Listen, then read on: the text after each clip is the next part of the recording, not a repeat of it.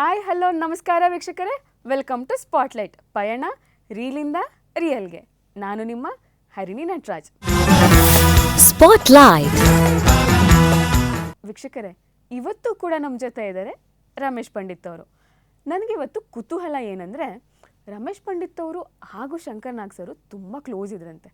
ಅವರ ಬಾಂಧವ್ಯ ಹೇಗಿತ್ತು ಅಂತ ತಿಳ್ಕೊಳ್ಳೋಣ ಬನ್ನಿ. ಯಾಕೆ ತಡ ಮಾಡೋಣ, ಬನ್ನಿ ಸರ್ನ ಮಾತಾಡಿಸಿ ಅವ್ರನ್ನೇ ಕೇಳೋಣ. ಸರ್ ನಮಸ್ಕಾರ. ನಮಸ್ಕಾರ ಮೇಡಮ್. ಕಾರ್ಯಕ್ರಮಕ್ಕೆ ಸ್ವಾಗತ. Thank you. ಸರ್, ನೀವು ರಂಗಭೂಮಿಯಲ್ಲಿ ಇಷ್ಟೆಲ್ಲ ಎಕ್ಸ್ಪೀರಿಯೆನ್ಸ್ ತೊಗೊಂಡು, ಆನ್ ಸ್ಕ್ರೀನು, ಆಫ್ ಸ್ಕ್ರೀನು, ಆ್ಯಕ್ಟಿಂಗಲ್ಲಿ ಎಲ್ಲದರಲ್ಲೂ ಎಕ್ಸ್ಪೀರಿಯೆನ್ಸ್ ತೊಗೊಂಡು ನೀವು ಬೆಳ್ಳಿ ತೆರೆಗೂ ಬರ್ತೀರಾ, ಕಿರುತೆರೆಗೂ ಬರ್ತೀರಾ. ಅಲ್ಲಿ ಕಲ್ತಂಥ ಅನುಭವ ಇಲ್ಲಿ ನಿಮಗೆ ಉಪಯೋಗ ಆಯಿತಾ? ಯಾವ ಥರ ಉಪಯೋಗ ಆಯಿತು? ತುಂಬ ಉಪಯೋಗ ಆಯಿತು. ರಂಗಭೂಮಿ ಒಂಥರದಲ್ಲಿ ಯೂನಿವರ್ಸಿಟಿ ಇದ್ದಂಗೆ. ಹೌದು ಹೌದು. ಇಂಟ್ರೆಸ್ಟ್ ಬಂದ್ಬಿಟ್ರೆ ಎಲ್ಲವನ್ನೂ ಕಲಿಬೇಕು ಅನ್ನೋ ಒಂದು ಆಸಕ್ತಿ ಬಂದ್ಬಿಡುತ್ತೆ. ಹಾಗಾಗಿ ಆಗ ರಂಗಭೂಮಿನಲ್ಲಿ ಎಲ್ಲವೂ ಕೆಲಸನೂ ಕಲ್ತ್ಬಿಟ್ಟೆ. ಮೇಕಪ್ ಮಾಡೋದ್ರಿಂದ ಹಿಡಿದು, ಲೈಟಿಂಗ್ ಮಾಡೋದ್ರಿಂದ ಹಿಡಿದು, ಹೌದು, ಇವೆಲ್ಲ ಟೆಕ್ನಿಕಲಿ ಮಾಡುವಾಗ ಜೊತೆಲ್ಲ ಒಂದಷ್ಟು ಜನ ಪರಿಚಯನೂ ಆದರು. ಉದಾಹರಣೆಗೆ ಟೆಕ್ನಿಕಲಿ ನನಗೆ ಗೊತ್ತಾಗ ಕಾರಣ ಕಾಶಿ, ಸಂಕೇತ್ ಕಾಶಿ ಅವರಿಂದ ಭಟ್ರು ಪರಿಚಯ ಆದರು. ಜಗದೀಶ್ ಮಲ್ನಾಡ್ ಪರಿಚಯ ಆದರು. ಜಗದೀಶ್ ಮಲ್ನಾಡ್ ಹತ್ರ ಪ್ರೊಡಕ್ಷನ್ ಹ್ಯಾಂಡಲ್ ಮಾಡೋದು ಹಿಂಗೆ ಅಂತ ಕಲಿತೆ.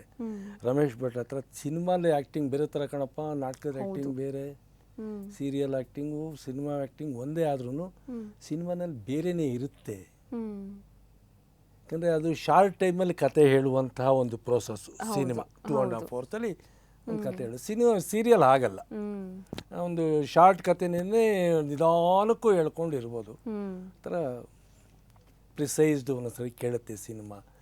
ಈ ಪರಿಚಯ ಆಗ್ತಾ ಕಾಶಿಯಿಂದ ನಾನು ಸಾಕಷ್ಟು ಕಲಿತೆ ಟೆಕ್ನಿಕಲಿ. ಬನ್ರಿ ಸಿನಿಮಾ ಹೋಗೋಣ ಅಂತ ಕರ್ಕೊಂಡು ಹೋಗೋರು. ಹೋಗ್ತಿದ್ವಿ. ಸಿನಿಮಾ ಮುಗಿದ್ಮೇಲೆ ಒಂದು ಕಡೆ ಕೂತ್ಕೊಂಡು ಆ ಶಾರ್ಟ್ಗಳು ಹೇಳೋರು. ಕಟ್ ಅಂದ್ರೇನು, ಸೌಂಡ್ ಕಟ್ ಏನು, ಶಾರ್ಟ್ ಟು ಶಾರ್ಟ್ ಕಟ್ ಏನು. ಈ ಉದಾಹರಣೆಗೆ ಈ ಶೋಲಿನಲ್ಲಿ ಅಮ್ಜದ್ ಖಾನ್ ಕೊನೆ ಮಗನಿಗೆ ಗುಂಡು ಹೊಡಿತಾನೆ ಗೊತ್ತಾ, ಮೇಲಿಂದ. ಆ ರೈಫಲ್ ಸೌಂಡ್ಗೂ ಸ್ಟೇಷನಲ್ಲಿ ಸಂಜೀವ್ ಕುಮಾರ್ ಇಳಿಯೋಕ್ಕೂ ಸೌಂಡ್ ಟು ಸೌಂಡ್ ಕಟ್ ಅಂತ ಡಣ್ ಅಂತ ಒಂದು ಸೌಂಡು. ಆ ಸೌಂಡ್ ಮೇಲೆ ಈ ಶಾರ್ಟ್ ಹಾಕಿ ಶುರು ಆಗುತ್ತೆ. ಅವ್ನು ಬಂದು ನೋಡ್ತಾನೆ, ಎಲ್ಲ ಸತ್ತೋಯ್ತು. ಈ ಥರ ಟೆಕ್ನಿಕಲಿ ಸುಮಾರು ಹೇಳ್ಕೊಡೋರು. ಅಲ್ಲಿಂದ ಅಶೋಕ್ ಕಶ್ಯಪ್ ಪರಿಚಯ ಆದರು. ಅವ್ರ ಹತ್ರ ಒಂದಷ್ಟು ಟೆಕ್ನಿಕಲ್ ಕಲಿತೆ.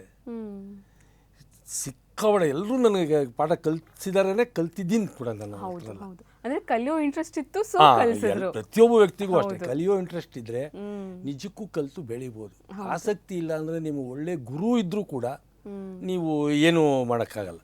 ಈಗ ಗುರುವೂ ಅಷ್ಟೇ, ಒಬ್ಬ ಸಿನಿಮಾ ನಿರ್ದೇಶಕ ಇರ್ಬೋದು, ನಾಟಕದ ನಿರ್ದೇಶಕ ಇರ್ಬೋದು, ಅವನು ಯಾರೂ ಒಬ್ಬ ನಟನ ತಯಾರು ಮಾಡೋಕ್ಕೆ ಸಾಧ್ಯನೇ ಇಲ್ಲ ಮೇಡಮ್. ಹೌದು ಹೌದು. ನಟ ಸುಮ್ಮನೆ ಸಾಕಷ್ಟು ಶಾಲೆಗಳಿದೆ, ನಾಟಕದ ಶಾಲೆಗಳಿದೆ, ಅದಿದೆ ಇದಿದೆ, ನಾವು ಅದು ಹೇಳ್ಕೊಡ್ತೀವಿ, ಇದು ಹೇಳ್ಕೊಡ್ತೀವಿ. ಆ್ಯಕ್ಟಿಂಗ್ ಅಂತೂ ಯಾರೂ ಹೇಳ್ಕೊಡೋಕ್ಕೆ ಸಾಧ್ಯನೇ ಇಲ್ಲ. ನಿರ್ದೇಶಕನ ಕೆಲಸ ಏನು ಅಂದರೆ ನಿಮ್ಮಲ್ಲಿರುವ ಕಲೆಯನ್ನು ಹೊರಗೆ ತೆಗೆಯೋದಷ್ಟೇ ಆ ಕೆಲಸ. ಒಂದು ಸ್ವಲ್ಪ ಪಾಲಿಶ್ ಮಾಡ್ಬೋದು. ಅದು ಬಿಟ್ಟು ಈ ಹೇಳ್ಕೊಟ್ಟು ಮಾಡಿಸೋದು ಇದೆಯಲ್ಲ, ಅದು ಆರ್ಟಿಫಿಷಿಯಲ್. ಇನ್ಬಿಲ್ಟ್ ಬಂದಾಗ್ಲೇ ಅದರ ಪ್ರೇಕ್ಷಕನಿಗೆ ಆಗುವ ರಸಾನುಭವ ಬೇರೆ, ಆರ್ಟಿಫಿಷಿಯಲ್ ಆಗಿ ಮಾಡುವಾಗ ಪ್ರೇಕ್ಷಕನಿಗೆ ಸಿಗುವ ರಸಾನುಭವನೇ ಬೇರೆ. ನೀವು ಇನ್ವಾಲ್ವ್ ಆಗಿಬಿಟ್ರೆ ಆಟೋಮೆಟಿಕ್ಕಾಗಿ ನಿಮ್ಗೆ ಅನ್ಸ್ಬಿಡುತ್ತೆ, ನಾನು ಗೆದ್ದೆ ಈ ಸೀನಲ್ಲಿ, ಈ ಪಾತ್ರದಲ್ಲಿ ನಾನು ಗೆದ್ದಿದ್ದೀನಿ ಅಂತ ಅನ್ಸ್ಬಿಡುತ್ತೆ ಜನಗಳು. ಅದರಲ್ಲಿ ರಂಗಭೂಮಿನಲ್ಲಿ ಇಮ್ಮಿಡಿಯೇಟ್ ಆಗಿ ಗೊತ್ತಾಗ್ಬಿಡ್ತು ಮೇಡಮ್. ಸೀನ್ ಮುಗಿದಾದಂಗೆ ಚಪ್ಪಾಳೆ ಹೊಡ್ಬಿಡ್ತಾರೆ, today I am success. Cinema ಅಥವಾ ಸೀರಿಯಲ್ ಹಂಗಿಲ್ಲ, ತುಂಬ ಲಾಂಗ್ ಪ್ರೋಸೆಸ್, ಸುಮಾರು ಕೆಲಸ ಇದೆ. ಅದಾದಮೇಲೆ ಪ್ರೇಕ್ಷಕರಿಗೆ ತಲುಪಿ ಆಮೇಲೆ ಅವ್ನ ಮನೆಯಲ್ಲಿ ಚಪ್ಪಾಳೆ ಹೊಡ್ರು ನನಗೆ ಗೊತ್ತಾಗಲ್ವ, ಹೇಳ್ಬೇಕು ಚೆನ್ನಾಗಿ ಮಾಡಿದೆ ಅಂತ. ಹಾಗಾಗಿ ರಂಗಭೂಮಿ ಡಿಫ್ರೆಂಟ್ ಮೀಡಿಯಾ, ಇದೊಂದು ಡಿಫ್ರೆಂಟ್. ರಂಗಭೂಮಿ ಆ್ಯಕ್ಟಿಂಗ್ ಬೇರೆ, ಸಿನಿಮಾ ಸೀರಿಯಲ್ ಆ್ಯಕ್ಟಿಂಗೇ ಬೇರೆ. ರಂಗಭೂಮಿಯಲ್ಲಿ ರಂಗಮಂದಿರದಲ್ಲಿ ಕುಳಿತಿರುವ ಕೊನೆಯ ಸಾಲಿನ ಪ್ರೇಕ್ಷಕನಿಗೂ ನಮ್ಮ ಅಭಿನಯ, ನಮ್ಮ ಧ್ವನಿ ಎರಡೂ ರೀಚ್ ಆಗಬೇಕು ರಂಗಭೂಮಿನಲ್ಲಿ. ಸಿನಿಮಾ ಸೀರಿಯಲಲ್ಲಿ ಹಂಗಲ್ಲ, ಪ್ರೇಕ್ಷಕನೇ ನಿಮಗೆ ಮುಂದೆ ನೋಡ್ತಾನೆ, ಪ್ರೇಕ್ಷಕನೇ ಕ್ಯಾಮ್ರಾ, ಕ್ಲೋಸಪ್ ಇರುತ್ತೆ, ವೈಡ್ ಇರುತ್ತೆ. ಸೊ ಅಲ್ಲಿ ಮಾಡುವ ಅಭಿನಯ ಬೇರೆ, ಇಲ್ಲಿ ಮಾಡುವ ಅಭಿನಯ ಬೇರೆ. ಭಾವ ಒಂದೇ ಆದ್ರೂ ಅಲ್ಲಿ ಕೊನೆ ಕೂತಾನೆ ಅನ್ಬೇಕು. ಇಲ್ಲಿ ಹಂಗೆ ಕ್ಯಾಮ್ರಾ ಮುಂದೆ ಅಂದರೆ ಕೈ ಕಟ್ಟಾಬಿಡುತ್ತೆ ಕ್ಯಾಮ್ರಾ. ಸಾರ್ ಕೈ ಅಷ್ಟೈತೆ ಬೇಡಿ ಸರ್, ಸೊ ಇದೊಂದಷ್ಟು ಲಿಮಿಟೇಷನ್ಸ್ ಇರುತ್ತೆ. ಇದಕ್ಕೆ ನಮ್ಮನ್ನು ನಾವು ಅಡಾಪ್ಟ್ ಮಾಡ್ಕೊಳ್ಳೋದಿದೆಯಲ್ಲ ಒಂದು ಮೀಡಿಯಾದಿಂದ ಇನ್ನೊಂದು ಮೀಡಿಯಾಗೆ, ಅಲ್ಲಿ ನಟನ ಕೆಲಸ ಅಡಾಪ್ಟ್ ಮಾಡ್ಕೊಳ್ಳೋದು ಕಲಿತ್ರೆ ಇನ್ನೊಂದಷ್ಟು ಬೆಳಿತಾನೆ. ಸರ್, ಇಂಟ್ರಾಕ್ಟ್ ಮಾಡ್ತಿದ್ದೀನಿ, ಬೇಜಾರು ಮಾಡ್ಕೋಬೇಡಿ. ಏನು ಅಂತಂದರೆ, ಈಗ ನೀವು ನಾಟಕದಲ್ಲೂ ನಾಟಕ ಮಾಡಿದ್ದೀರಾ, ಸಿನಿಮಾಗಳಲ್ಲೂ ಆ್ಯಕ್ಟ್ ಮಾಡಿದ್ದೀರಾ, ಡಿಫ್ರೆನ್ಸ್ ಗೊತ್ತಿದೆ. ಮತ್ತು ನೀವು ಏನು ಪದಗಳನ್ನು ಹಾಡ್ತೀರಾ ಅಂತ ಕೇಳ್ಪಟ್ಟೆ ನಾನು. ಯಾವುದಾದ್ರೂ ಒಂದು ನಾಟಕದ್ದು ಡೈಲಾಗ್ ಹೇಳಿ. 1985 ಹುಲಿಯ ನೆರಳು ಅಂತ ಒಂದು ನಾಟಕ ಪ್ರಸನ್ನ ಡೈರೆಕ್ಟ್ ಮಾಡಿದ್ರು. ಅದರದ್ದು ನಾಟಕದ ಬಿಗಿನಿಂಗ್ ಶುರುವಾಯ್ತು. ನಾವಾಗ ಸಣ್ಣವರು ಹಟ್ಟಿ ಓಣ್ಯಾಗ ಮಣ್ಣಾಟದಾಗ ಮೈ ಮರೆತಿದ್ದಾಗ ಸಿಡಿದ ಮದ್ದಿನ ಹಾಗೆ ಹೊಡೆದ ಡಂಗುರ ಕೇಳಿ ತಬ್ಬಿಬ್ಬಾಗಿ ಸ್ತಬ್ಧರಾದೆವು. ಡಂಗುರ ಕೇಳಿತು. ಸುತ್ತೇಳು ಬಳಗದ ಕುಳವಾಡಿಗಳೇ ಕೇಳಿ, ಈಗಿಂದೀಗ ಬರ್ರಿ ಅರಮನೆಯ ಕಟ್ಟೆಗೆ ಎಲ್ಲ ನಾಯಕರ ಆಜ್ಞೆ ಇದು ಕೈಯಲ್ಲೇನಿದ್ದರೂ ಚೆಲ್ಲಿ ಬರ್ರಿ. ಬಗೆ ಬಗೆಯ ಲಘು ಬಗೆಯಿಂದ ಮಾತಿಲ್ಲದೆ ದೌಡಾಯಿಸುವ ಹಿರಿಕಿರಿಯರನ್ನ ಚಿಳ್ಳೆ ಮಿಳ್ಳೆಗಳು ಬೆಂಬತ್ತಿ ನುಗ್ಗಿದೆವು ವಾಡೆಯ ಗೋಡೆಯೊಳಕ್ಕೆ. ಗದೆಯಂತ ಭುಜದ ಗೌಡರ ತೋಳಾಸರಿಗೆ ಸಾಗಿ ಹೋಗಿ ಬಾಗಿ ನಿಂತರು ಜನ. ಬೆರಗಿನ ಗರಬಡಿದ ಬೊಂಬೆಗಳಂತಾದರು. ಬೆನ್ನ ಹಿಂದೆ ಕೈಕಟ್ಟಿದ ಗೌಡರು ಹಿಂದೆ ಮುಂದೆ ಚಲಿಸಿದರು. ಹೇಳಿದರು, ಹೋಶ್ಯಾರ್, ಕಿವಿಗೊಟ್ಟು ಕೇಳಿ ಹಟ್ಟಿಯ ಕುಳಗಳೇ, ಬರಲಿದ್ದಾನೆ ಕರಿ ಕುದುರೆ ಏರಿ ನಗರದ ಕಳನಾಯಕ. ಹಳ್ಳಿಯ ದರೋಡೆಗೆಂದೇ ಹೊಂಚಿ ನಿಂತ ಹೊಟ್ಟೆ ಬಾಕ ಬಕ. ಹೆಂಗಸರೆಲ್ಲ ಮನೆಯೊಳಕ್ಕಿರಲಿ, ಹಣುಕುವುದಿರಲಿ. ವಾಸನೆ ಬಂದರೂ ದಂಡ ಶಿಕ್ಷೆಗಳುಂಟೆಂದು ತಿಳಿದಿರಲಿ. ಗಂಡಸರು ಆಯುಧವ ಬಚ್ಚಿಟ್ಟಿರಲಿ. ಕಣ್ಣಿನ ಕಪಟ ಪ್ರಕಟವಾಗದ ಹಾಗೆ ಅಭಿನಯವಿರಲಿ. ಹಳ್ಳಿಯ ಯಾವ ಮೂಲೆಗೆ ಬಂದರೂ ಕರೆತನ್ನಿ ಅರಮನೆಗೆ. ಲೆಕ್ಕ ಚುಕ್ತ ಮಾಡುವವರು ನಾವು, ನೀವಲ್ಲ. ಸರಿ 85 ಅಂತ ಹೇಳ್ತಿದ್ದೀರಾ, ಬಟ್ ಆ ಏರಿಳಿತಗಳೆಲ್ಲ ನೆನ್ಪಿಟ್ಕೊಂಡು ಅದನ್ನೆಲ್ಲ ಇದೆಲ್ಲ ನೋಡಿ ಕಲ್ತಿರೋದು ಮೇಡಮ್. ಆಮೇಲೆ ಥಿಯೇಟ್ರಲ್ಲಿ ಇನ್ನೂ ಒಂದು ಹೇಳೋರು, ಕಲಾವಿದನಿಗೆ ಬೇಕಾಗಿರೋದು 3. ಒಂದು ಅಬ್ಸರ್ವೇಷನ್, ಇನ್ನೊಂದು ಕಾನ್ಸಂಟ್ರೇಷನ್, ಇನ್ನೊಂದು ಪ್ರೊಜೆಕ್ಷನ್. ಅಬ್ಸರ್ವೇಷನ್ ಅಂದರೆ ನಿಮ್ಮ ದಿನನಿತ್ಯದಲ್ಲಿ ನಿಮಗೆ ಸಾಕಷ್ಟು ಪಾತ್ರಗಳು ನಿಮ್ಮ ಕಣ್ಮುಂದೆ ಬಂದು ಹೋಗುತ್ತೆ.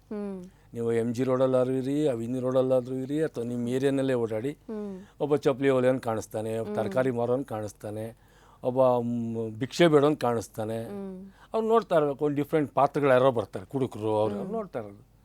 ಸಮಯ ಸಿಕ್ಕಿದಾಗ ಅದಕ್ಕೆ ಅವನು ಹಿಂಗಿದ್ದ ಹಿಂಗೆ ಹಿಂಗೆ ಬಿಹೇವ್ ಮಾಡ್ದ, ಆ ಥರದ್ದೊಂದು ಪಾತ್ರ ಸಿಕ್ಕಿದಾಗ ಅದನ್ನು ತೆಗೆದಂಗೆ ಪೇಸ್ಟ್ ಮಾಡಿಬಿಡ್ಬೇಕು. ಸೊ ನೀವು ನೋಡುವ ಪಾತ್ರಗಳಿಂದನೇ ನೀವು ನಿಮ್ಮ ಅಭಿನಯವನ್ನು ಅಭಿವೃದ್ಧಿ ಪಡಿಸ್ಕೋಬಹುದು. ಹೌದು, ಆಸಕ್ತಿ ಇದ್ದರೆ ಕಲಿಯುವ ಆಸಕ್ತಿ. ಇದು ಕೋಟ್ಸ್ ಅಲ್ಲಿ ಆಕ್ಚುಲಿ ಆಸಕ್ತಿ ಇದ್ದರೆ. ಹೌದು, ಅದು ನಾಟಕ ಒಂದೇ ಅಂತಲ್ಲ, ನಿಮ್ಮ ರಿಯಲ್ ಲೈಫಲ್ಲೂ ಅಷ್ಟೇ. ಕಲಿಯುವ ಆಸಕ್ತಿ ಇದ್ದರೆ ನಿಮ್ಮ ಅಪ್ಪ ಅಮ್ಮ ಹೇಳಿದಾಗೂ ಕೇಳ್ತೀರಿ, ನಿಮ್ಮ ಅಣ್ಣ ಹೇಳಿದಾಗೂ ಕೇಳ್ತೀರಿ, ನಿಮ್ಮ ತಂಗಿ ಹೇಳಿದಾಗೂ ಕೇಳ್ತೀರಿ. ಹೌದು. ಸೀರಿಯಲಿಂದ ಸಿನಿಮಾಗೆ ಕೂಡ ಬರ್ತೀರಾ, ಅದು ಹೆಂಗೆ ಸಾಧ್ಯ ಆಯಿತು? ಏನು ಲೀಡ್ ಸಿಕ್ತು ನಿಮಗೆ? ಸೀರಿಯಲಿಂದ ಸಿನಿಮಾಗೆ ಬರೋಕ್ಕೆ ಕಾರಣ ನಮ್ಮ ಮತ್ತೆ ನನ್ನ ಸ್ನೇಹಿತರಾದಂಥ ಜಗ್ಗಾ, ರಮೇಶ್ ಭಟ್, ಕಾಶಿ, ಹೌದು, ಇವ್ರಗಳ ಜೊತೆ ಒಂದಷ್ಟು ನಾಟಕಗಳಲ್ಲಿ ಒಡನಾಟಗಳಾದಾಗ ನಾವೊಂದು ಸಿನಿಮಾ ಮಾಡ್ತಾಯಿದ್ದೀವಿ, ನಮಗೆ ಪ್ರೊಡಕ್ಷನ್ ಮ್ಯಾನೇಜರ್ ಆಗಿ ಕೆಲಸ ಮಾಡಬೇಕು, ನಿನ್ಗೆ ಹೆಂಗೂ ಸೀರಿಯಲ್ ಮಾಡೋ ಅಭ್ಯಾಸ ಇದೆಯಲ್ಲ, ಅಸಿಸ್ಟೆಂಟಾಗಿ ಕೆಲಸ, ನನಗೆ ಮೇಜರ್ ಬೇಡ ನನಗೆ. ಜಗ್ಗಾ ಅಂತ, Jagga is a production manager, famous production manager. Okay. ಶಂಕರ್ದು ಸುಮಾರು ಸಿನಿಮಾಗಳಿಗೆ ಸುಮಾರು ವರ್ಷ. ಶಂಕರ್ ಏನೇ ಮಾಡಿದ್ರು ಇವ್ರು 3 ಜನ ಜೊತೆಲಿರೋರು. ಇವ್ರು 3 ಜನ, ಆರು, ಪಿಂಟಿ, ಸುಂದರ್ ಶ್ರೀ, ಸಾವಂತ, ಇವರೆಲ್ಲರೂ ಒಂದು ಟೀಮ್. ಸಂಕೇತ್ ಟೀಮ್ ಅಂದರೆ ಒಂಥರ ಸೂಪರ್. ಆಮೇಲೆ ನಮ್ಮ ರಂಗಭೂಮಿಗೆ ಒಂದು ಕಮರ್ಷಿಯಲ್ ಟಚ್ ಕೊಟ್ಟಿದ್ದೆ ಸಂಕೇತ್ ಅನ್ನುವ ಒಂದು ತಂಡ, ನಾಟಕದ ತಂಡ. ಆ ತಂಡನೂ ಒಂದಷ್ಟು ಒಳ್ಳೊಳ್ಳೆ ನಾಟಕಗಳು ಮಾಡಿದ್ರು, ತುಂಬ ಅದ್ಭುತವಾದ ನಾಟಕಗಳು. ನಾಗಮಂಡಲ ಅಂತ ನಾಟಕ ಮಾಡಿದ್ರು. ಅದಕ್ಕೆ ಶಂಕರು, ಕಾಶಿ ನಮ್ಮನ್ನು ಕರ್ಕೊಂಡೋಗಿ ಆ ನಾಟಕದಲ್ಲಿ ಬ್ಯಾಕ್ ಸ್ಟೇಜ್ ಮಾಡ್ತಿದ್ದೆ. ಅಂದರೆ ಇನ್ನೊಂದು ಕೇಳ್ಪಟ್ಟೆ ನಾನು, ಅವ್ರು ತುಂಬ ಬ್ಯುಸಿ ಇರ್ತಿದ್ರು ಸರ್, ಶಂಕರ್ನಾಗ್ ಸರ್ ತುಂಬ ಬ್ಯುಸಿ ಇದ್ರೂ ಕೂಡ ರಾತ್ರಿ 9 ಗಂಟೆ ಮೇಲೆ ರಿಹರ್ಸಲ್ಸ್ ಮಾಡ್ತಿದ್ರು ಅವರು ಅಂತ. ಹಾಂ, ಅವ್ರು ಶೂಟಿಂಗ್ ಮುಗಿಸ್ಕೊಂಡು ರಾತ್ರಿ ಬರೋರು, ಗಂಡ ಹೆಂಡತಿ ಇಬ್ರು. ಬಿಗಿನಿಂಗ್ ಡೇಸಲ್ಲಿ ನಾನು ಇನ್ನೂ ಅವ್ರ ಜೊತೆ ಇರಲಿಲ್ಲ, ನಮ್ಮ ಅಣ್ಣ ಕರ್ಕೊಂಡೋಗೋನು. 9:30 10 ಗಂಟೆಗೆ ಬೆಂಗಳೂರು ಯೂನಿವರ್ಸಿಟಿನಲ್ಲಿ ಬಸ್ಗಳು ನಿಲ್ಲಿಸೋದು ಒಂದು ಗ್ಯಾರೇಜ್ ಇತ್ತು. Department of dance, drama and music ಇತ್ತು ಆ ಕಾಂಪೌಂಡಲ್ಲಿ.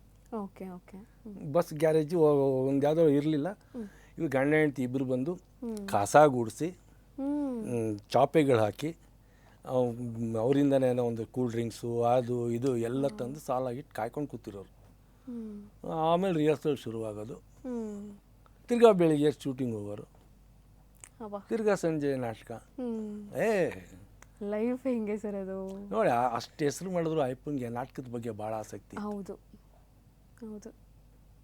ಸೊ ನಾಟಕದ ಸೆಳೆತ ಇದೆಯಲ್ಲ, ರೂಟ್ಸ್ನ ಮರಿಬೇಡಿ ಅಂತಾರಲ್ಲ ಹಾಗೆ. ಸೊ ಹಂಗಾಗಿ ಅಲ್ಲಿ ಶಂಕರ್ನಾಗ್ ಪರಿಚಯ ಆಯಿತು. ಜೋಕುಮಾರ್ ಸ್ವಾಮಿ ಮಾಡಿದಾಗ ಕರೆದ್ರು ಅವ್ರು 3 ಜನ. ಅವರೇ ಇಲ್ಲ ಶಂಕರ್ ನಮ್ಮದೇ ಪ್ರೊಡಕ್ಷನ್ ಇದೆ, ಅದು ಮುಗಿಯೋರ್ಗೂ ಆಗಲ್ಲ ಅಂದರು. ಸರಿ ಆ ರಮೇಶ್ ಪಂಡಿತ್ನಾದರೂ ಕೊಡ್ರು. ಅಲ್ಲಿ ಆ ಸಿನಿಮಾನಲ್ಲಿ ನನ್ನ ಕೆಲಸ ನೋಡಿರು, ಅವನ್ನಾದ್ರೂ ಕೊಡ್ರು ನನಗೆ, ಶುರು ಮಾಡ್ತೀನಿ ಕೆಲಸ ಪ್ರೀ ಪ್ರೊಡಕ್ಷನು, ಆಮೇಲೆ ಬೇಕಾದ್ರೆ ನೀವು ಬಂದು ಜಾಯ್ನ್ ಆಗಿವ್ರಂತೆ ಅಂದರು. ಸರಿ ನಾನು ಕೇಳಪ್ಪ ಬಂದು ಕರ್ಕೊಂಡೋಗು ಅಂದರು ಇವರು. ಅವ್ರು ಬಂದು ನನ್ನ ಕೇಳಿ ಶಂಕರ್ ಪಂಡಿತ್ ನಾನು ಸಿನಿಮಾ ಯಾಕೆ ವರ್ಕ್ ಮಾಡ್ತೇನೋ ಅಂದರು. ಸರ್ ಈ ಸಿನಿಮಾ ಒಪ್ಕೊಂಡಿದ್ದೀನಿ ಸರ್, ಇದು ಮುಗಿಲಿ ಅಂದರು. ನೀನು ಅವ್ರ ಥರ ಮಾತಾಡ್ತೀಯಲ್ಲೋ ಅಂದರು. ಇಲ್ಲ ಸರ್ ಅದು ಒಪ್ಕೊಂಡಿದ್ದು ಕೆಲಸ ಮುಗಿಸ್ಬಿಡ್ಬೇಕಲ್ಲ ಸರ್, ಅರ್ಧಕ್ಕೆ ಬಿಟ್ಟವ್ರೆ ಚೆನ್ನಾಗಿರಲ್ಲ ಅಂದೆ. ಗುಡ್ ಏನಪ್ಪ ಏನಂತೀರಾ ಅಂದ. ಅವಾಗ ಜಗ್ಗ ಅಂದ, ಇಲ್ಲೇ ಪಂಡಿತ್ ನೀವು ಕೆಲಸ ಮಾಡಿ, ಇದನ್ನು ನಾನು ಮ್ಯಾನೇಜ್ ಮಾಡ್ಕೋತೀನಿ, ಆಮೇಲೆ ನಾವು ಬಂದು ಜಾಯಿನ್ ಆಗ್ತೀವಿ. ಹಾಗಾಗಿ ನಾನು ಜೋಕುಮಾರ್ ಸ್ವಾಮಿಗೆ ಅಸಿಸ್ಟೆಂಟ್ ಪ್ರೊಡಕ್ಷನ್ ಮ್ಯಾನೇಜರ್ ಕೆಲಸ ಮಾಡೋಕ್ಕೆ ಶುರು ಮಾಡಿ. ಓಕೆ. ಪ್ರೊಡಕ್ಷನ್ ಬೇಡ, ಅದೊಂದು ನೆನೆಸ್ಕೊಂಡ್ರೆ ಒಂಥರ ಆಶ್ಚರ್ಯ ಆಗುತ್ತೆ, ಹೊಟ್ಟೆ ಉರಿಯುತ್ತೆ, ನಗು ಬರುತ್ತೆ, ಅಳು ಬರುತ್ತೆ. ಹಿಂಗಾಗೋಯ್ತಲ್ಲ, ಒಂದು ಮಿಸ್ ಆಗೋಯ್ತಲ್ಲ, ನಮಗೆ ಜಗತ್ತಿಗೆ ಮಿಸ್ ಆಗೋಯ್ತಲ್ಲ ಅಂತ ಒಂದು ಕನ್ನಡ ಇಂಡಸ್ಟ್ರಿಗೆ ತುಂಬ ಬೇಸರ ಆಗುತ್ತೆ. ಹಿಂಗೆ ನೆನಪಿಸ್ಕೊಳ್ಳೋದು ಅಂತಲೇ ಗೊತ್ತಾಗ್ತಿಲ್ಲ ಅದು. ಹೌದು, ಅಂದರೆ ನಾವು ಅವ್ರ ಜೊತೆ ಒಡನಾಟನೇ ಇಲ್ಲ ನಮಗೆ, ಬಟ್ ನಮಗೇನೆ ಅಷ್ಟು ಸಂಕಟ ಆಗುತ್ತೆ. ನೀವು ಒಡನಾಟ ಇಟ್ಕೊಂಡಿರೋರು ಇನ್ನೆಷ್ಟು ಸಂಕಟ ಆಗಬೇಕು. ಆ ವ್ಯಕ್ತಿನೇ ಒಂದು ಗ್ರೇಟ್ ಮೇಡಮ್. ಅವ್ರಿಗೆ ನೋ ಅಂದರೆ ಕೋಪ ಬಂದುಬಿಡೋದು. ನಾನು ದಾರಿಲಿ ಯಾರನ್ನಾರು ಒಬ್ಬ ಹೋಗೋನು ಕೇಳಿದ್ರೆ ನೋ ಅಂತಾರೆ ಕಣ, ನಾನು ಯಾಕೆ ನಿನ್ನನ್ನು ಕೇಳಬೇಕು, ನಿನ್ನಲ್ಲಿ ಏನೋ ಇದೆ, ಏನೋ ಮಾಡ್ತೀಯ ಅನ್ನೋ ಕಾರಣಕ್ಕೆ ನಿನ್ನನ್ನು ಕೇಳ್ತಿರೋದು. ನೀನು ನೋ ಆಗಲ್ಲ ಅಂದ್ಬಿಟ್ರೆ ಅವ್ರಿಗೆ ಆಗಲ್ಲ ನೋ ಅಂದರೆ ಹಿಂಸೆ ಆಗ್ಬಿಡೋದು. ಫಸ್ಟ್ ಎಸ್ ಅಂದ್ಬಿಡಿ, ಮಾಡೋಣ ಅಂತ, ಆಮೇಲೆ ಬೇಕಾದ್ರೆ ನಿಮ್ದು ಏನಿದೆ ಹೇಳಿ, ಇದು ಯಾಕೆ ಹಿಂಗೆ, ಇದು ಯಾಕೆ ಹಿಂಗೆ, ಯಾಕೆ ಬೇಕು, ಯಾಕೆ ಬೇಡ ಎಕ್ಸ್ಪ್ಲೇನ್ ಮಾಡಿ ಕೇಳ್ತಾರೆ. ಅವರು ತಪ್ಪಿದ್ರು ಒಪ್ಕೋತಾರೆ. ಕೇಳಿದ ತಕ್ಷಣ ಆಗಲ್ಲ, ಬರಲ್ಲ, ನೋ ಅಂದರೆ ಆ ವ್ಯಕ್ತಿ ಗೌರವನೇ ಕೊಡ್ತಿರಲಿಲ್ಲ. ಯಪ್ಪ ಗ್ರೇಟ್ ಪಾರ್. ಅವ್ರಿಗೆ ಹೋದರೆ ಒಂದು 2 hours ಮಾತಾಡ್ಬೇಕಾಗ್ತದೆ. ಶಂಕರ್ನಾಗ್ ಬಗ್ಗೆ ಮಾತಾಡ್ಕೊಂಡು ಕೂತ್ರೆ ನನಗಿಂತ ಅನುಭವ ಇರೋರು ಸಾಕಷ್ಟಿದ್ದಾರೆ. ನನಗೆ ಅಜೋಕ್ ಕುಮಾರ್ ಸ್ವಾಮಿ ಒಂದು ಪ್ಯಾಚ್, ಅದಾದಮೇಲೆ ಅವ್ರ ಸ್ಮರಣಾರ್ಥ 2 ನಾಟಕ ಮಾಡಿದ್ವಿ, ಅದೆರಡು ಅನುಭವ. ನಾಳೆ ಶೂಟಿಂಗ್ ಶುರು ಆಗಬೇಕು ಜೋಕುಮಾರ್ ಸ್ವಾಮಿ. ಹಿಂದಿನ ದಿನ ರಾಜೀವ್ ಮೆನನ್ ಬಂದರು, ಕ್ಯಾಮ್ರಾಮನ್. ಮಧ್ಯಾಹ್ನ ಬಂದರು, ಗೆಸ್ಟ್ ಹೌಸಲ್ಲಿ ಟೀ ಕುಡಿದು, ಪಂಡಿತ್ ನಾನು ಒಂಚೂರು ಯೂನಿಟ್ ನೋಡಬೇಕು ಅಂದರು. ಬನ್ನಿ ಸಾರ್ ಅಂತ ಕರ್ಕೊಂಡೋದು. ಯೂನಿಟ್ ಹುಡುಗಿರುತ್ತಲ್ಲ ಮಾತಾಡ್ಬಿಟ್ಟು ಒಂಚೂರು ಕ್ಯಾಮ್ರಾ ಮೌಂಟ್ ಮಾಡಿಬಿಟ್ರಪ್ಪ ಅಂದರು. ನಾಯ್ಡು ಯೂನಿಟ್ ಕ್ಯಾಮ್ರಾ ಮೌಂಟ್ ಮಾಡಿದ್ರು. ಅವರು ಪ್ಯಾನು ಟಿಲ್ಟು ಇದೆಲ್ಲ ನೋಡಿ ಹಿಂಗೆ ಅಂದ್ಬಿಟ್ಟು ಹಾಕಿ ಪ್ಯಾಕ್ ಮಾಡಿಬಿಡಿ, ಥ್ಯಾಂಕ್ ಯು ಅಂದ್ಬಿಟ್ಟು ಗೆಸ್ಟ್ ಹೌಸಿಗೆ ಬಂದೆ. ಬಂದ ತಕ್ಷಣ ಅವರಂದರು, ಸರ್ ಈ ಕ್ಯಾಮ್ರಲ್ಲಿ ನಾನು ನಿಜಕ್ಕೂ ಶೂಟ್ ಮಾಡೋಕ್ಕಾಗಲ್ಲ, ನನಗೆ ನಾಳೆ ಮುಹೂರ್ತದ ಒಂದು ಶಾರ್ಟ್ ತೆಕ್ಕೊಡ್ತೀನಿ, ನಾನು ಇವತ್ತೇ ನಾನು ಚೆನ್ನೈಗೆ ಫೋನ್ ಹಾಕ್ತೀನಿ, ರಾತ್ರಿಯೇ ಹೊರಡ್ತಾರೆ, ಬೆಳಗ್ಗೆ ಮೆಡ್ರಾಸಲ್ಲಿರ್ತಾರೆ, ಬೆಂಗಳೂರಲ್ಲಿರ್ತಾರೆ, ಅವ್ರಿಗೊಂದು ಟ್ರಾನ್ಸ್ಪೋರ್ಟ್ ವ್ಯವಸ್ಥೆ ಮಾಡಿದ್ರೆ ನಾಳೆ ರಾತ್ರಿ ಅವ್ರು ಇಲ್ಲಿ ಬಂದುಬಿಡ್ತಾರೆ. ನಾಳದಿಂದ ನಾನು ಕ್ಯಾಮ್ರಾನಲ್ಲಿ ರೆಗ್ಯುಲರ್ ಶೂಟ್ ಮಾಡ್ತೀನಿ. ಈ ಕ್ಯಾಮ್ರಾ ಸ್ವಲ್ಪ ನಿಜಕ್ಕೂ ಕಷ್ಟ, ನಮಗೆ ಗೊತ್ತಿಲ್ಲ ಟೆಕ್ನಿಕಲಿ ಅದು ಏನಕ್ಕೆ ಅವರು ಆಗಂದ್ರು ಅಂತ ಅಂದ್ಬಿಟ್ಟು. ಅಂದರೆ ಯಾವುದೇ ಒಬ್ಬ ಕ್ಯಾಮ್ರಾಮೆನ್ನು ಒಂದು ಕ್ಯಾಮ್ರಾ ಬಗ್ಗೆ ಮಾತಾಡಬೇಕು ಅಂದರೆ ಅವನಿಗೆ ಸ್ಯಾಟಿಸ್ಫೈ ಆಗಬೇಕು ಆ ಕ್ಯಾಮ್ರಾ. ಸೊ ಹೆಂಗೂ ನಾಳೆ ಮುಹೂರ್ತದ ಶಾಟು ಇನ್ನೇನಿರಲ್ಲ, ಶಂಕರ್ಗೆ ಬರೋದು ಬೇಡ ಅಂತ ಹೇಳ್ಬಿಡಿ ಅಂತ. ಸರಿ ಸರ್, ಇದಿದ್ದು ಒಂದು ಕಾರು, ಲೋಕಾಪುರದಿಂದ ಇಲ್ಲಿ ಹೋಗ್ಬೇಕು ನಾವು, ನಮ್ಗೆ ಹತ್ರ ಅಂದರೆ ಒಂದು ಜಮಖಂಡಿ, ಇಲ್ಲ ಈ ಕಡೆ ಮುದೋಳ, ಒಂದು ಕಾರ್ ಹೆಂಗೆ ಹೋಗ್ತೀರಾ? ಸರಿ ಒಬ್ಬೊಬ್ರು ಒಂದು ಕಡೆ ಹೋಗೋಣ, ನಾನು ಬಸ್ ಇಟ್ಕೊಂಡು ಆ ಲಾರಿ ಇಟ್ಕೊಂಡು ಒಂದು ಕಡೆ ಹೋಗ್ತೀನಿ, ಒಂದು ಸುಮ್ಮನೆ ಯಾಕೆ ರಿಸ್ಕು ಬಾರ ಅಂದ್ಬಿಟ್ಟು ಜಮಖಂಡಿಗೆ ಕರ್ಕೊಂಡ್ಬಿಟ್ರು. Okay sir. ನೋಡ್ತೀವಿ, ಪೋಸ್ಟ್ ಆಫೀಸ್ಗೆ ಹೋದ್ವಿ, ಫೋನ್ ಇಲ್ಲ, ಕಾಲ್ ಬುಕ್ ಮಾಡ್ತೀವಿ ಸಿಗ್ತಾ ಇಲ್ಲ, ಲೈಟ್ನಿಂಗ್ ಕಾಲ್ ಬುಕ್ ಮಾಡ್ತಿದ್ದೀವಿ ಸಿಗ್ತಾ ಇಲ್ಲ, ಏನು ಮಾಡ್ತಾಯಿದ್ದೆ. 12 ವಾಪಸ್ ಬಂದ್ವಿ. ಸರಿ ಬೆಳಿಗ್ಗೆ ಮಾಮೂಲಿ ಎದ್ವಿ, ಹೆಂಗೂ ಮುಹೂರ್ತ ಶಾಟಲ್ಲ ಬರಬೇಕಾಗಿತ್ತು. ಅವರು ಕೆಲಸ ನಡೀತಾಯಿತ್ತು. PC ಬಂದ, ಈ ಸಿನಿಮಾಗೆ ಚೀಫ್ ಯಾರು ಅಂತ. ಅಲ್ಲಿ ಕೆಲಸ ಮಾಡ್ತಾರೆ ಇವರೇ, ನಾನೇ ಪ್ರೊಡಕ್ಷನ್ ಮ್ಯಾನೇಜರ್ ಕೆಲಸ ಮಾಡ್ತೀನಿ, ಇವರೇನು ನಾನು ತೋರಿಸ್ದೆ. ಸರಿ ಬನ್ನಿ ಸಾಹೇಬ್ರಿಗೆ ಕರಿತಾ ಇದ್ರಿಂದ ಸ್ಟೇಷನ್ಗೆ ಹೋದೆ.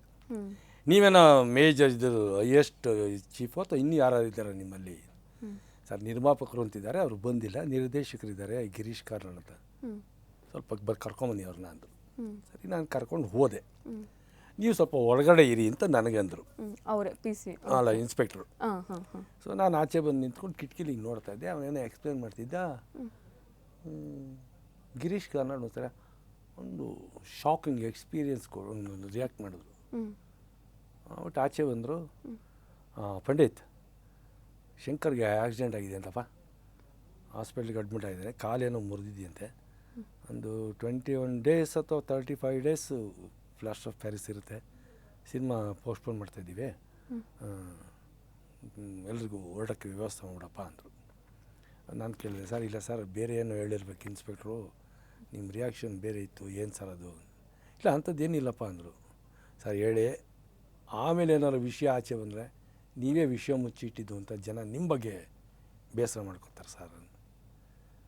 ಸ್ಪಾಟ್ ಔಟ್ ಅಂತ ಕಣಯ್ಯ ಶಂಕರು ಅಂದ್ಬಿಟ್ಟು ಓ ಅಂತ ಕಿರಿಸ್ದಂಗೆ ಆಯ್ತು. ಯಾರು ಅಂತ ತಿರ್ತೀನಿ, ಹಿಂದೆ ದಾಸ್ ನಿಂತ್ಕೊಂಡ್ಬಿಟ್ಟು ಅಂತ. ಅವನಿಗೆ ಸಮಾಧಾನ ಮಾಡಿ ವಾಪಸ್ ಬಂದು ಇನ್ನು ಪಿಂಟಿಗಂತೂ ಹೇಳಂಗೆ ಇಲ್ಲ ಈ ವಿಷಯನ. ಮುಚ್ಚಿಟ್ವಿ ವಿಷಯನ, ಎಷ್ಟೊತ್ತರೆಗೂ ಮುಚ್ಚಿಟ್ಟಿದ್ದು. ಸರಿ, ಅಲ್ಲಿಂದ ಹೊರಡ್ಬೇಕಲ್ಲ, ಲೋಕಾಪುರದಿಂದ ಬೆಂಗಳೂರಿಗೆ ಹೊರಡಬೇಕು. ಜೋಬಲ್ಲಿ ನೋಡ್ತೀನಿ 3,000 ರೂಪಾಯಿದು. ಜಗ್ಗ ಇಲ್ಲ ನನ್ನ ಜೊತೆ, ಅವ್ನು ಬೆಂಗಳೂರಲ್ಲಿದ್ದಾನೆ, ಇರೋದು 3,000. ಇಷ್ಟು ಜನ ಬೆಂಗಳೂರಿಗೆ ಹೋಗ್ಬೇಕು. ಜನ್ರೇಟ್ರಿಗೇನೋ ಡೀಸೆಲ್ ಶೂಟಿಂಗ್ಗೆ ಅಂತ ಅಂದ್ಬಿಟ್ಟು ಡೀಸೆಲ್ ಪರ್ಚೇಸ್ ಮಾಡಿದ್ವಿ ಮುಂಚೆನೇ, ಅದು ಜನ್ರೇಟ್ರಿಗೆ ಆಗೋದು. ಒಂದಷ್ಟು ಲೀಟ್ರನ್ನ ನಮ್ಮ ದಾಸ್ ಗಾಡಿಗೆ ಹಾಕೋಣ ಅಂತ ನೋಡಿದ್ವಿ. ಇವನು ಪೆಟ್ರೋಲ್ ಗಾಡಿ, ಅದು ಡೀಸೆಲ್ಲು. ಇವನು ಕೇಳಿದೆ, ಆಮೇಲೆ ಅದು ಇದು ವ್ಯವಸ್ಥೆ ಮಾಡಿದ್ವಿ. ಆ ಹೂವು ಅಲ್ಲಿ ಯಾರೋ ಕುಲಕರ್ಣಿ ಅಂತಿದ್ರು, ಅವ್ರಿಗೆ ಹೇಳಿದೆ ಹಿಂಗೆ ಆಗೋಗಿದೆ ಅಂತ. ಫಸ್ಟ್ ನೀವು ಹೊರಡಿ, ಇಲ್ಲಿನ ವ್ಯವಸ್ಥೆ ನಾನು ಮಾಡ್ಕೋತೀನಿ, ಅದೇನೇನಿದೆ ಅದೆಲ್ಲ ವಾಪಸ್ ತೊಗೊಂಡು ಆ ಹಣ ನಾನು ಶಂಕರ್ಗೆ ತಲುಪಿಸ್ತೀನಿ ಅಂದರು. ಒಂದೇ ಗಾಡಿ, ಯಾರನ್ನು ಕಳಿಸ್ಬೇಕು? ಸರಿ, ಅಲ್ಲೊಂದು ಡೀಸೆಲ್ ಗಾಡಿ ಬುಕ್ ಮಾಡಿ ಅವರೇನೇ ಜನ್ರೇಟರ್ ಡೀಸೆಲ್ ಅದಕ್ಕೆ ಟ್ಯಾಂಕ್ ಫುಲ್ ಮಾಡಿ ಒಂದೊಂದು 20 ಲೀಟ್ರು ಕ್ಯಾನಲ್ಲಿ ಹಾಕಿ ಡಿಕ್ಕಿಲಿಟ್ಟು ಗಿರೀಶು, ಜಯು ಪಟ್ವರ್ಧನು, ಚಿನ್ನು ಪಟ್ವರ್ಧನು, ಪಿಂಟಿ, ಇಷ್ಟು 4 ಜನ ಕಳಿಸಿದ್ವಿ. ಬೇರೆಯವರೆಲ್ಲ ನಾವು ಹೋಗ್ತೀನಿ ಅದ್ರ ಜೊತೆ, ನಾನು ಹೋಗ್ತೀನಿ ಅದ್ರ ಜೊತೆ, ನಾನು ಹೋಗ್ಬೇಕು. ಇರೋದು ಒಂದು ಗಾಡಿ ಹೆಂಗೆ ಕಳಿಸ್ಲಿ, ಎಷ್ಟು ಜನ ಅಂತ. ಸರಿ, ಆಮೇಲೆ ನಮ್ಮ ಗಾಡಿನಲ್ಲಿ ನಾನು ದಾಸು, ಸೂರಿ, ಸಾವಂತ, ಇನ್ನೊಬ್ಬ ಇದ್ದ, ಇಷ್ಟು ಜನ ನಾವು ಎಲ್ಲ ಮುಗಿಸ್ಕೊಂಡು ಹೊರಡ್ತಿದ್ದೀವಿ. ಲೋಕಾಪುರದಿಂದ ಹೊರಟು ಒಂದು ಸ್ವಲ್ಪ ದೂರ ಬರ್ತಾಯಿದ್ದೀನಿ. ದಾಸು, ಪಂಡಿತ್ ನಾನು ಧಾರವಾಡದವರೆಗೂ ಅಷ್ಟೇ ಹೋಗೋಕ್ಕಾದು, ಆಮೇಲೆ ಮುಂದಕ್ಕೆ ಹೋಗೋಕ್ಕಾಗಲ್ಲ. ಏನು ದಾಸು ಹಿಂಗಂತೀರಿ, ಯಾಕೆ ಪೆಟ್ರೋಲ್ ಇಲ್ಲ? ಆಗ್ತಾನೆ ನಡೀರಿ ಅಂದರೆ. ಇವತ್ತು ಭಾನುವಾರ, ಅವಾಗ ಭಾನುವಾರ ಪೆಟ್ರೋಲ್ ಬಂಕ್ ರಜಾ. ಒಂದಷ್ಟು ದಿನ ಮಾಡಿತ್ತು ಸರ್ಕಾರ, ಭಾನುವಾರದತ್ತು ಪೆಟ್ರೋಲ್ ಬಂಕ್ ರಜಾ ಅಂತ ಅಂದ್ಬಿಟ್ಟು. ಅಯ್ಯೋ ದೇವ್ರೆ. ಸರಿ, ಅಲ್ಲಿ ಕೆ ನಾಯ್ಕರ್ ಅಂತ ಒಬ್ಬರಿದ್ರು, ನಾಯ್ಕರ್ ಅಂತ ಅಂದ್ಬಿಟ್ಟು ಒಬ್ಬರು MLA ಅಲ್ಲಿ. ಅವ್ರಿಗೆ ಫೋನ್ ಹಾಕಿದ್ವಿ, ಸರಿ ಹಿಂಗಾಗಿದೆ, ನಮ್ಮ ಮನೆಗೆ ಬಂದ್ಬಿಟ್ಟು ನಾನು ವ್ಯವಸ್ಥೆ ಮಾಡ್ತೀನಿ ಅಂದರು. ಅವ್ರ ಮನೆಗೆ ಹೋದ್ರೆ ಅವರಲ್ಲಿದ್ದ ಕಾರಲ್ಲಿ ಇದ್ದಿದ್ದು ಒಂದಷ್ಟು ಪೆಟ್ರೋಲ್ ಇದಕ್ಕೆ ಹಾಕಿದ್ರು. ಅದು ಸಾಲಲ್ಲ ಅಂದ ದಾಸು. ಕೊನೆಯಲ್ಲಿ ಅವರಲ್ಲಿ ಯಾವುದೋ ಒಂದು ಪೆಟ್ರೋಲ್ ಬಂಕಿಗೆ ಫೋನ್ ಮಾಡಿ ಹೇಳಿದ್ರು ಹಿಂಗಾಗಿದೆ ಅಂತ. ಸರಿ ಕಳಿಸಿ ಸರ್ ಅಂತ ಅವ್ರು ಅಂದರು. ಸರಿ ನಾವು ಹೋದ್ವಿ. ಇವಾಗ ನೋಡ್ರೆ ಪೆಟ್ರೋಲ್ ಪಂಪ್ ಎಲ್ಲ ಬಿಚ್ಚಿಟ್ಬಿಟ್ಟವ್ರೆ. ಏನು ಹಿಂಗಾಗೋಯ್ತು ಅಂದ್ಬಿಟ್ಟು ಹೋಗಿ ಹಿಂಗೆ ಸಾರು ಕಳ್ಸರು ನಾಯ್ಕರ್ ಅಂತ ಗೊತ್ತು, ಬನ್ನಿ ಹಿಂದೆ ಕನ್ಸರ್ವೆನ್ಸಿ ಕಡೆ ಬಂದ್ಬಿಡಿ, ಇನ್ನಿಲ್ಲಿ ಪೆಟ್ರೋಲ್ ಹಾಕೋಕ್ಕೆ ಶುರು ಮಾಡಿದ್ರೆ ಜನ ಮುಚ್ಕೊಂಡ್ಬಿಡ್ತಾರೆ. ಒಟ್ಟು ಹಿಂದ ಕಡೆ ಹೋಗಿ ಪೆಟ್ರೋಲ್ ಹಾಕಿ ನಾವು ಇನ್ನೊಂದು 25 ಲೀಟ್ರ್ ಕ್ಯಾನಲ್ಲಿ ಹಾಕಿ ಹೊರಟ್ವಿ. ನಾವು ಬೆಂಗಳೂರು ತಲುಪೋ ಅಷ್ಟರಲ್ಲೇ ಶಂಕರ್ ಫ್ಯೂನರಲ್ ಮುಗಿದೋಗಿತ್ತು. ಎಲ್ಲ ಬಂದು ಸಂಕೇತ ಹತ್ರ ಇಳಿದ್ವಿ. ಶಂಕರ ಬಂದ, ನಾವು ಇದಕ್ಕೆ ಹೋಗ್ಬೇಕು ಅಂತಿದ್ವಿ ಕ್ರೆಮಿಟೋರಿಯಮ್ಗೆ. ಇಲ್ಲ, ಅನಂತದ್ದು ಕಿರ್ಚಾಟ ತಡೆಯೋಕ್ಕಾಗಲಿಲ್ಲ, ನಿಮಗೋಸ್ಕರ ಇಷ್ಟೊತ್ತು ಕಾದ್ವಿ, ಸೊ ಕ್ರೆಮಿಷನ್ ಆಗೋಯ್ತು. ಕೊನೆಗೆ ಮುಖ ಸಿಕ್ಕಲಿಲ್ಲ ನಮಗೆ ಶಂಕರ್ ಹತ್ರ ಫೋನಲ್ಲಿ ಲಾಸ್ಟ್ ಮಾತಾಡಿದ್ದು ನಾನೇನೆ. ಗಿರೀಶ್ ಬರಬೇಕಾಗಿತ್ತು ಧಾರವಾಡಕ್ಕೆ, ಬಂದಿರಲಿಲ್ಲ. ಟ್ರೈನಲ್ಲಿ ಬರ್ತಾರೆ ಕಣ, ಅವ್ರನ್ನ ರಿಸೀವ್ ಮಾಡು ಅಂತ ಹೇಳಿದರು. ಹೋಗಿ ಧಾರವಾಡ ಸ್ಟೇಷನಲ್ಲಿ ನಿಂತಿದ್ದೀನಿ, ಬರಲಿಲ್ಲ ಗಿರೀಶು. ನಾನು ಶಂಕರ್ ಹಿಂಗೆ ಆಗ್ಬಿಟ್ಟಿದೆ, ಧಾರವಾಡದಲ್ಲಿ ಇಳಿಯಲ್ಲ ಅವರು, ಹುಬ್ಳಿಯಿಂದ ಧಾರವಾಡಕ್ಕೆ ಬರೋಕ್ಕೆ ಒಂದು 3/4 ಗಂಟೆ ತಗೊಳ್ಳೋ ಟ್ರೈನು. ಅದಕ್ಕೆ ಹುಬ್ಳಿ ಇಳಿದು ಒಂದು ಆಟೋನಲ್ಲಿ ಮನ್ಗೋಗ್ಬಿಟ್ಟಿರ್ತಾರೆ, ಹೋಗು ಅಂದರು. ಹೋದ್ರೆ ಗಿರೀಶ್ ಇದ್ದರು ಮನೆಯಲ್ಲಿ. ಆವತ್ತು ಹಿಂದಿನ ದಿನ ಒಂದು ಫೋನ್ ಸಿಕ್ಕಿದ್ದಿದ್ರೆ ಮೇಡಮ್, ಸಾರ್ ಬಾಸ್ ಉಳಿದ್ಬಿಟ್ಟಿರೋರು. ಅಪ್ಪ. ಅದೇನೋ ಅಂತಾರಲ್ಲ, ಸಾವು ಹುಡ್ಕೊಂಬಂತು ಅಂತಾರೆ. ಏನು ಹುಡ್ಕೊಂಬಂತ ಇವರೇ ರಾತ್ರಿ ಹೊರಟು ಇವರೇ ಹುಡ್ಕೊಂಡು ಹೋದ್ರ ಅಥವಾ ಹಣೆ ಬರುವ ಅವರೊಬ್ಬರು ದಿನ ಇಡೀ ನಮ್ಮ ಕರ್ನಾಟಕ ಜನತೆ ಹಣೆ ಬರುವ. ಹೌದು. ಏನೋ ಹೇಳಿ ಕಾಲ. ಈಗಲೂ ಅದೊಂದು ಫೋನು ವ್ಯವಸ್ಥೆ ಆಗ್ಬಿಟ್ಟಿದ್ದಿದ್ರೆ ಅಪ್ಪ, ಏನು ಮಾತಾಡ್ಬೇಕನ್ನೋದು ಗೊತ್ತಾಗ್ತಿಲ್ಲ ಸರ್.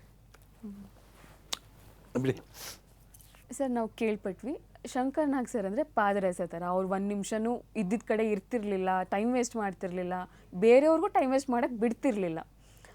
ನೀವು ಕಂಡಂಗೆ ಅವರ ದಿನಚರಿ ಹೇಗಿರ್ತಿತ್ತು? ಅದು ಯಾವಾಗ ನಿದ್ದೆ ಮಾಡ್ತಿದ್ರು ಅಂತಲೇ ಗೊತ್ತಾಗ್ತಿಲ್ಲ. ಶಾರ್ಟ್ ಹೇಳ್ಬಿಟ್ಟು ಸುಮ್ಮನೆ ಇರೋರು ಒಂದು ಸ್ವಲ್ಪ ಹೊತ್ತು. ಹಾಂ, ರೆಡಿನಾ, ಅಷ್ಟೇ ನಿದ್ದೆ. ನಿದ್ದೆ? ರೆಡಿನಾ ಹೇಳಿದ ತಕ್ಷಣ ರೆಡಿ ಆಗ್ಬಿಡೋಕೆ ಅವ್ರಿಗೆ. ಟೈಮ್ ವೇಸ್ಟ್ ಮಾಡೋಂಗಿಲ್ಲ. ಹಿಂಗೆ ಓಡಾಡಿ ಚಿಟ್ಟಿ ಹೊಡ್ಕೊಂಡು ಹಿಂಗೆ ಓಡಾಡ್ತಿರೋರು ಯಾವಾಗ. ಎಸ್ ಕವನ ಅದು ಆ ಅಪ್ಪನ ಪ್ರೇಮಿಗೆ ಒಂಥರ ಅದ್ಭುತ, ಕೆಲ್ಸಗಳು ಅದ್ಭುತ. ಬ್ಯಾಕ್ ಸ್ಟೇಜು 100 ಲೆನ್ಸ್ ಅಂತ ಒಂದು ಬರೋದು ಈಗಲೂ ಇದೆ. ಸೊ ಎಕ್ಸ್ಟ್ರೀಮ್ ಟೈಟ್ ಅದು. ಇಷ್ಟು ಸ್ಕೋಪ್ ಅಂದರೆ ಈ ಕಡೆಗೆ ಸೈಡ್ ರೂಮ್ ಇರೋದಲ್ಲ, ಅಲ್ಲಿ ಏನಾರು ಒಂದು ಮೂವ್ಮೆಂಟ್ ಕೇಳೋರು ಅವರು. ದೂರದಲ್ಲಿ ಕಿಟಕಿಯಿಂದ ಆಚೆ ಏನಾರು ಇದ್ದರೆ ಅಲ್ಲೇನೋ ಒಂದು ಮೂವ್ಮೆಂಟು. ಹಳ್ಳಿ ಆದರೆ ಒಂದು ತಿಂಗಿ ಎತ್ತಿನ ಗಾಡಿ ಹೋಗ್ಬೇಕು, ಇಲ್ಲ ಯಾರೋ ಒಬ್ಬ ವ್ಯಕ್ತಿ ಒಂದು ಏನಾರು ನಡ್ಕೊಂಡು ಹೋಗ್ಬೇಕು. ಈ ಥರ ಅವ್ರ ಕ್ರಿಯೇಷನ್ನೇ ಅದ್ಭುತ. ನೀವು ಮಾಲ್ಗುಡಿ ಡೇಸ್ ನೋಡಿಬಿಟ್ರೆ ಅದು ಇಂಡಿಯಾನಲ್ಲೇ ರೆಕಾರ್ಡ್. ಅದು ಫಸ್ಟ್ ವೆಬ್ ಸೀರೀಸು. ಒಂದು ಲೈಟ್ ಕಂಬ ತೋರಿಸಿಲ್ಲ ನೋಡಿ ಊರಲ್ಲಿ. ಅಂದರೆ ಅದು ಲೈಟ್ ಕಂಬ ಇಲ್ಲದೇ ಇರೋ ಕಾಲದ ಸಬ್ಜೆಕ್ಟು. ಅಂದರೆ ಆ ಕಾಲಘಟ್ಟಕ್ಕೆ ಹೋಗಿ ಅದೇ ಥರದ ಸೀನ್ಗಳನ್ನ ಕ್ರಿಯೇಟ್ ಮಾಡಿ ಚಿತ್ರೀಕರಣ ಮಾಡಿರೋದು ಅದು ಪರ್ಟಿಕ್ಯುಲರ್ ಎಲ್ಲ. ಆ ಜಗ್ಗೆ ಹೇಳೋನು ಕೇಳೋಕೆ ಇದಕ್ಕಿದಂಗೆ ಇರತ್ತೆ. ನಾಳೆ ಕತ್ತೆ ಬೇಕು ಅಂದ್ರಂತೆ. ಇಡೀ ಆಗುಂಬೆಲ್ ಕತ್ತೆ ಇಲ್ಲ, ಆಮೇಲೆ ಶಿವಮೊಗ್ಗಕ್ಕೆ ಬಂದು ಕತ್ತೆ ತೊಗೊಂಡೋಗಿದ್ದು. ಅಷ್ಟು ಪರ್ಟಿಕ್ಯುಲರ್ ಬೇಕು. ಅವ್ರು ಯೋಚನೆ ಮಾಡೋ ರೀತಿಗಳಿರುತ್ತಲ್ಲ, ಅದರಲ್ಲೇ ನಾವು ಸಾಕಷ್ಟು ಕಲಿಬೋದು. ಅಲ್ಲ ಸರ್, ಹೌದು. ಇವಾಗ ಏನು ಅವರು ಹೋದ್ಮೇಲೆ ನಿಮ್ಮ ಜೀವನ ಒಂದು ಘಟನೆಗಳಲ್ಲಿ ಯಾವುದಾದ್ರು ಈ ಪಾಯಿಂಟಲ್ಲಿ ಶಂಕರ್ ಅವ್ರು ಇರಬೇಕಿತ್ತು ಅಂತ ಅನ್ಸಿದ್ದು? ಪ್ರತಿ ಸಮಯದಲ್ಲೂ ಪ್ರತಿ ದಿನವೂ ಒಂದೊಂದ್ಸಲ ಅನಿಸುತ್ತೆ ಅವ್ರು ಇದ್ದಿರೋ ನಮ್ಮ ಪೇಟೆ ಚೇಂಜ್ ಆಗಿಬಿಡ್ತಿತ್ತಲ್ಲ. ಹೌದು, ಕನ್ನಡ ಇಂಡಸ್ಟ್ರಿನೇ ಚೇಂಜ್ ಆಗಿಬಿಡ್ತಿತ್ತು. ರಾಜಕಾರಣದಲ್ಲೂ ಬದಲಾವಣೆ ಬಂದಿರೋದನ್ನು ಕರ್ನಾಟಕದಲ್ಲಿ. ಹೌದು.